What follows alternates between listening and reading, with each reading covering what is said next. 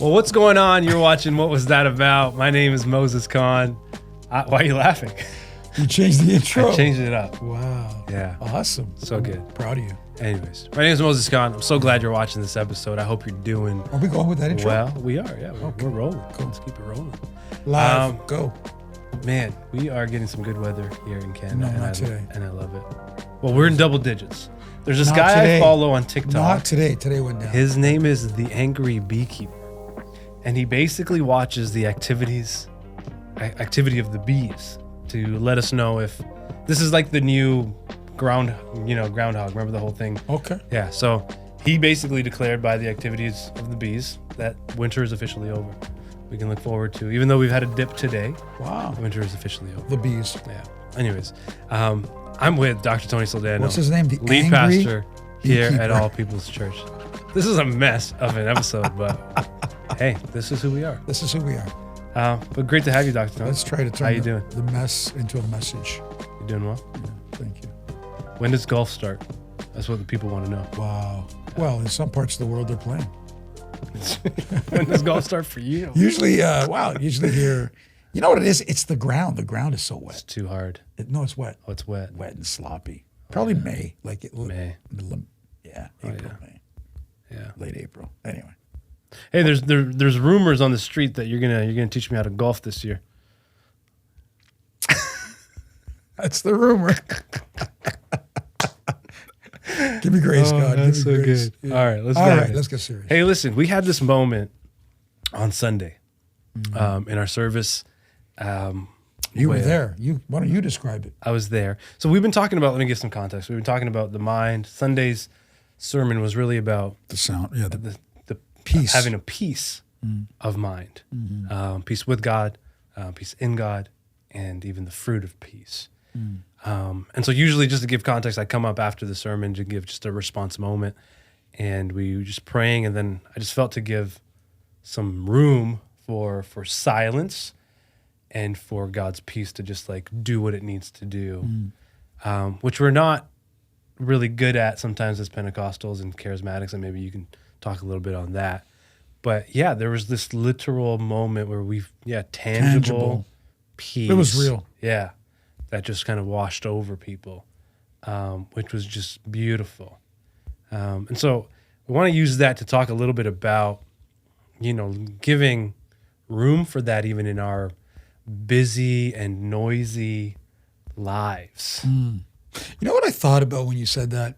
There's this new, I don't know if it's a therapy or a thing, where they sell these weighted blankets, Yeah. these heavy blankets that are supposed to be therapeutic. Yes. And in that moment, as much as we talk about peace, there's like this weightiness. Like there's a weightiness of God that almost holds you down Yeah.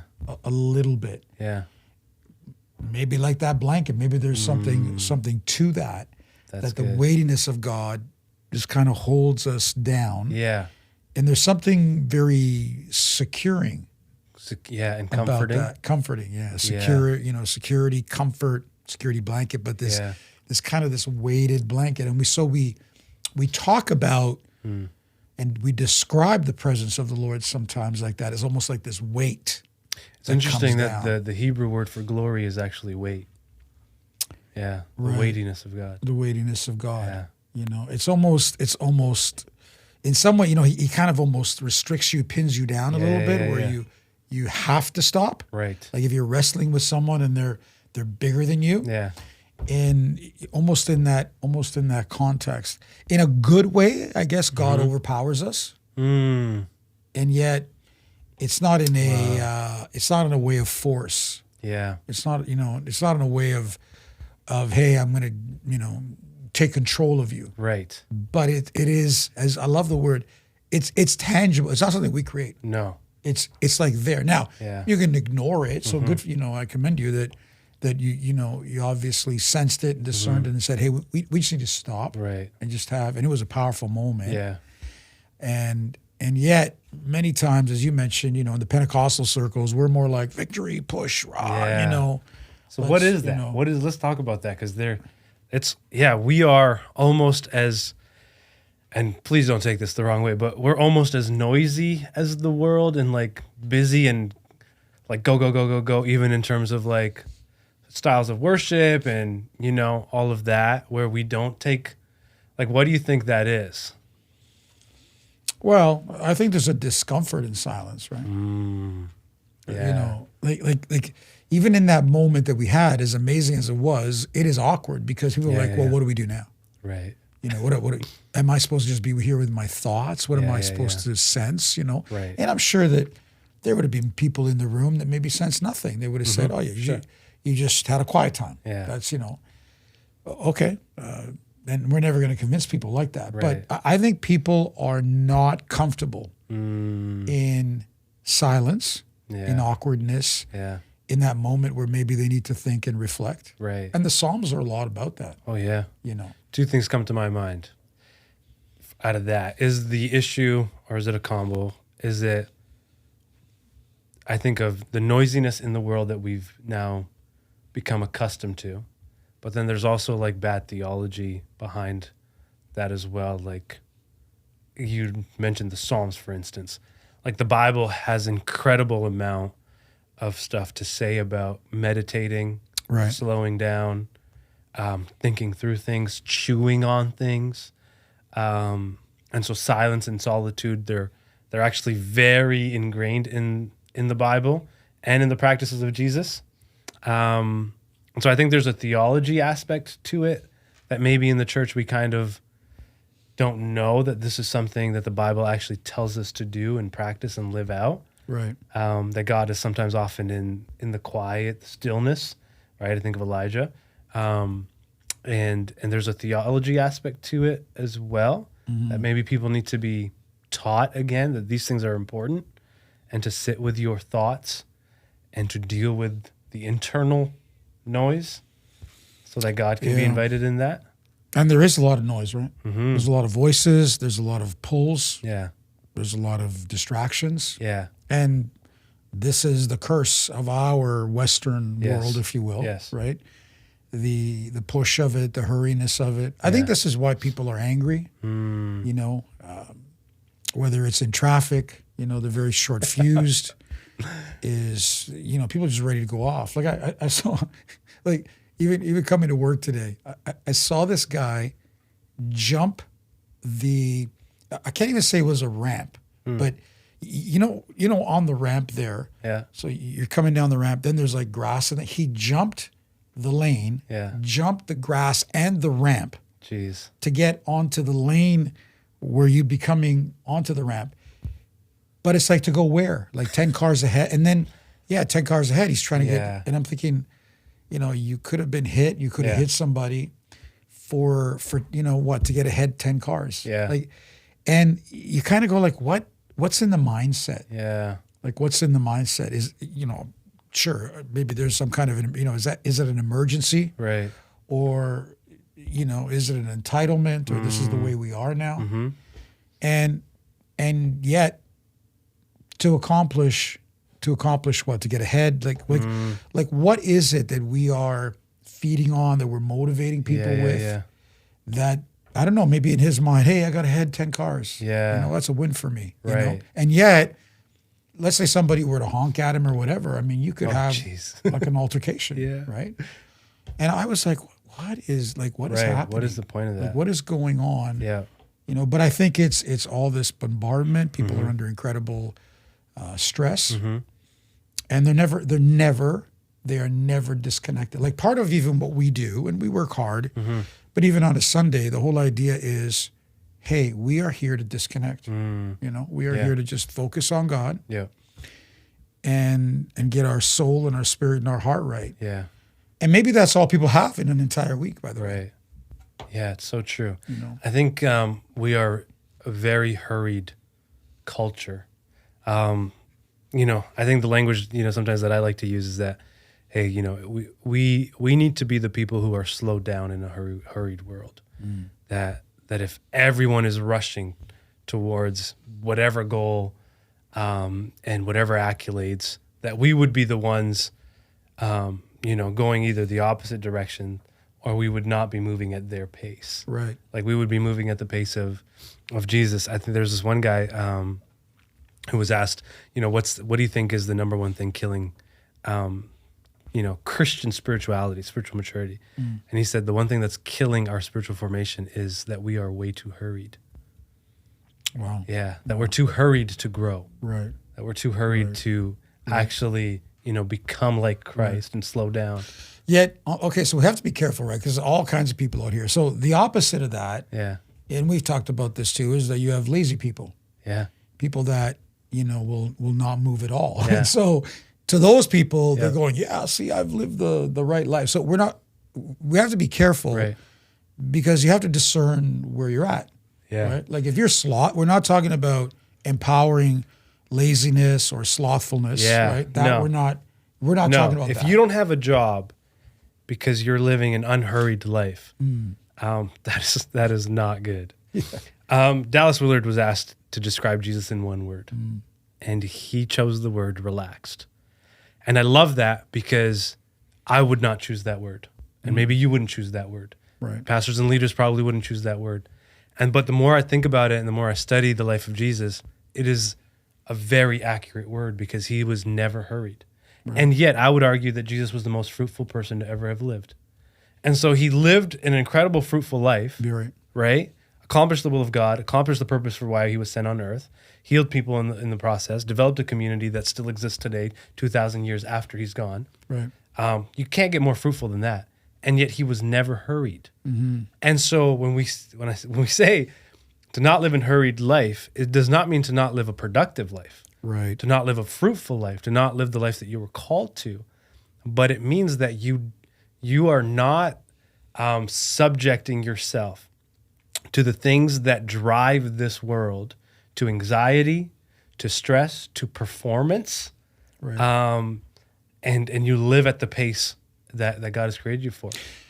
And we would also have to say this. I mean, Jesus made the most of every moment. 100%. And whatever was in front of him, Yes. whatever person, other than maybe the Phoenician woman where, he was obviously making a point, but otherwise the scenario and the people that were in front of him were treated with incredible value, incredible honor.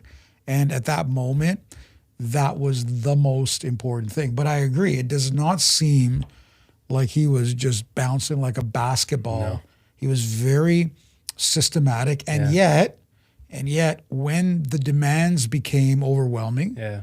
he seemed to know it's time to get away. Hey, let's go to the other side. Or Yeah. he would go to the mountain to pray. Like he had his own way of, can I say, recharging his Yes, batteries. yes. Like even in his humanity, he Yes. knew, wow, I'm reaching Yeah. I'm reaching the point. And then he would disconnect. Yeah. And then obviously he would come back. Right. Sometimes with the disciples, Yep. sometimes By without himself. By himself. them. We just Yeah. get, with the Father. And So then what is the disconnect here? Because ultimately that's what we're talking about, is that this practice doesn't exist in the lives of many Christians. Like, what is that? Is that I feel guilty? I feel like I just got to keep working. I mean, you use the example of, I remember when, everything was closed on Sundays and now nothing is closed and we're still stressed out about finances and da-da-da-da. So what is that? yeah, we don't know how to Sabbath, right? And I'm not in any way saying that we go back to the, religious way, but Jesus said Yeah. that the Sabbath was made for man, Yeah. not man for the Sabbath, but there was a purpose. Right. A purpose in 6 days shall you work, and on the seventh day, Yeah. you will rest. Right.